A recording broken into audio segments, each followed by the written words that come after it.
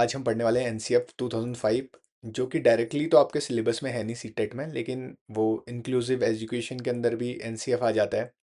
तो हम पहले इसके कुछ क्वेश्चन आंसर करेंगे। तो पहला क्वेश्चन है, काफ़ी सिंपल लग रहा होगा आपको, लेकिन वो ना थोड़ा बदल देता है, उस समय समझ नहीं आता। तो ये पहला है, एनसीएफ का फुल फॉर्म क्या है?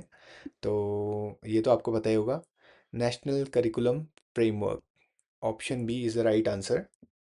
दूसरा है, एनसीएफ 2005 का मुख्य आधार किस समिति की सिफारिश है?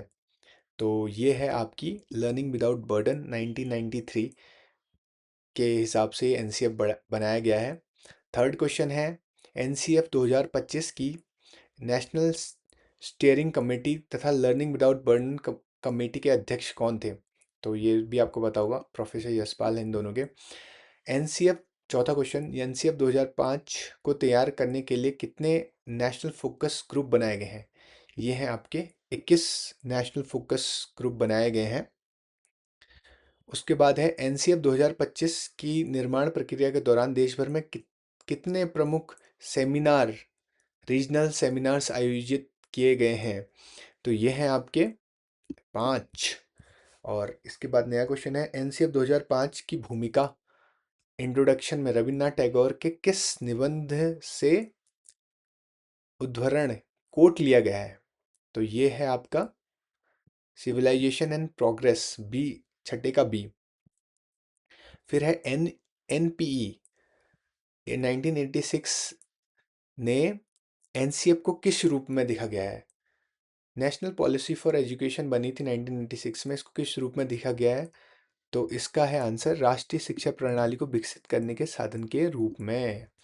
अब यह है पीओए 1992 ने एनसीएफ के किस संदर्भ में किन तीन प्रमुख पहलुओं पर विशेष जोर दिया हुआ है? ये क्वेश्चन काफ़ी इंपॉर्टेंट है,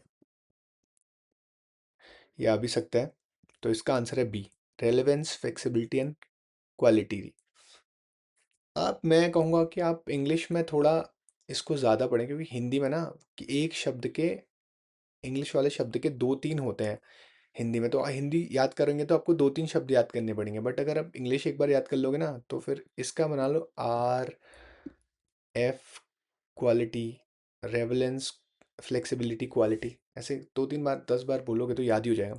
ठीक है। एनसीएफ 2005 ने पाठ्यक्रम के लिए कितने स्कूल कार्य दिवसों की सिफारिश को एंडोर्स किया है? इसका आंसर है बी, 200 दिन।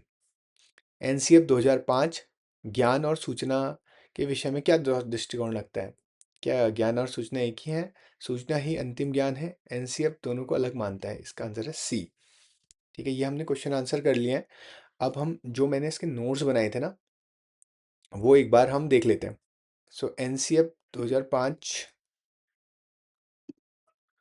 ये 4 बार आ चुका है। उससे पहले 75 में आ चुका है, फिर 2000 में आया है, फिर 1980 में, 88 में, फिर 2000 में, 2005 में।